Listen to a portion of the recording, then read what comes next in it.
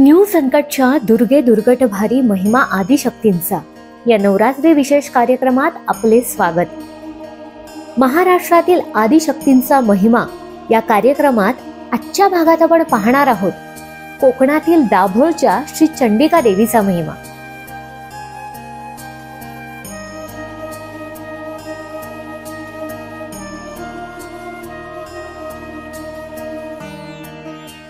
रत्नागिरी जिल्ह्यातील दापोली तालुक्यात वसलेले एक निसर्गरम्य गाव म्हणजेच दाभोळ। दालभ्य ऋषींच्या वस्तीस्थानाने पवित्र झालेले असे हे गाव। दापोली शहरापासून साधारण 28 किलोमीटर अंतरावरील दाभोळ हे बंदर प्राचीन असून त्याचा उल्लेख 15 ते 16व्या शतकात रशियन वर्णनात सापडतो। एका बाजूला वशिष्ठी नदी, गोपाळगड, दाभोळ बंदर, तर दुसऱ्या बाजूला टेकडीवर असलेले स्वयंभू श्री चंडिका देवीचे गुहेतील प्राचीन व जागृत मंदिर। टेकडीच्या डावीकडील भागातून खाली उतरल्यावर एकसंध दगडामध्ये कोरलेल्या भुयारवजा गुहेमध्ये श्री स्वयंभू चंडिका देवी मंदिर आहे। गुहेमध्ये प्रवेश करताना एका छोट्या दरवाजातून वाकून जावे लागते।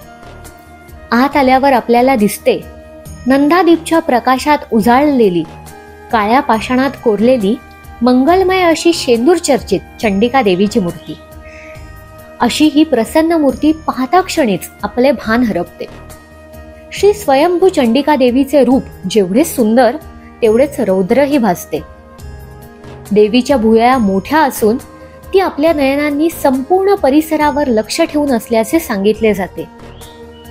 देवीला 4 हात असून तिच्या उजव्या हातात तलवार आहे। ही देवी माता पूर्णपणे शाकाहारी असून तिच्या मूर्तीजवळ एक इतिहासकालीन तलवार देखील आहे।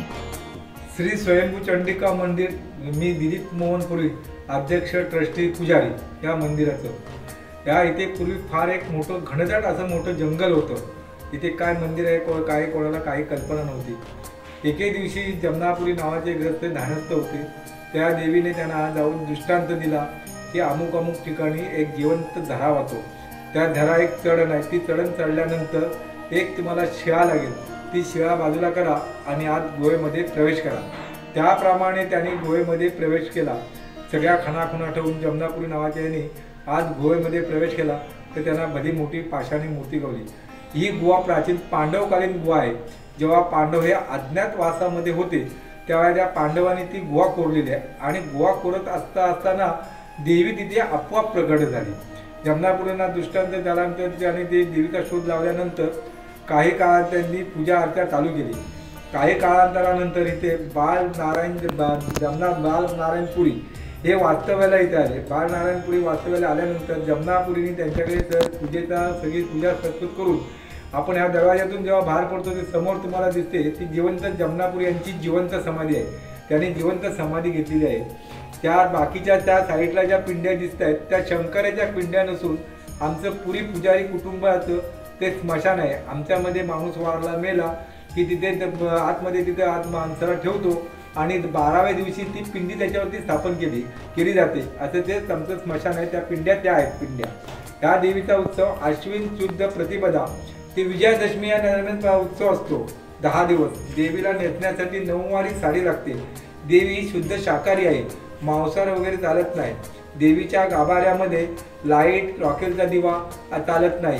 ही देवी नवसाला पावट असणारी देवी आहे, त्यामुळे फार लांबून लोक इथे दर्शनाला येतात। या देवीला मांसाहार चालत नाही, ती शुद्ध शाकाहारी आहे, म्हणून येथे बळी वगैरे देण्याची प्रथा नाही।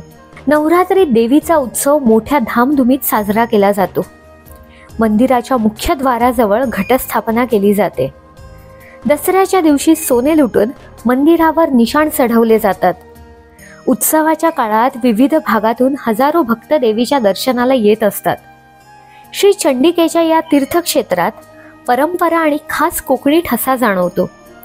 भक्तांच्या हाकेला धावून येणाऱ्या श्री चंडिका देवीचे महात्म्य सांगावं तेवढं कमीच आहे। तिचा महिमा अगाध आहे।